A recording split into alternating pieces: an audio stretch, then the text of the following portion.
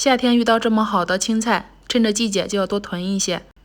凉拌吃、炒着吃、包饺子、包包子都是非常好吃的。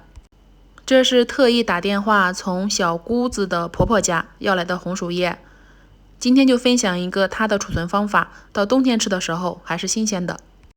听说红薯叶在农村不要钱，可是在大城市真的是好贵，一小把就要3块钱，真的是太贵了。把要来的红薯叶洗干净，水开之后下进来，不要烫时间太长，焯水15秒左右就行了。烫一烫，杀虫灭菌，能够长期保存。烫好后用漏勺捞出来，及时放到凉水里面，再泡一泡。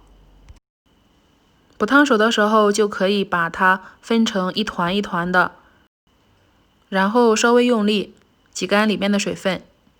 因为新鲜的红薯叶不这样保存，过了这个村就没这个店了。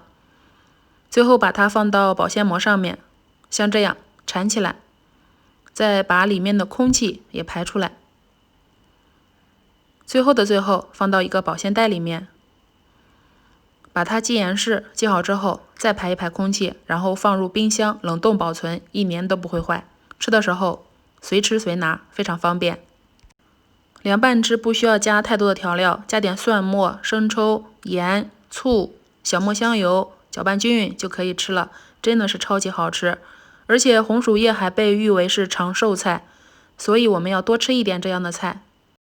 家里面87岁的爷爷吃了一辈子都没有吃够，喜欢的话就赶紧试试吧，趁着季节多储存一些。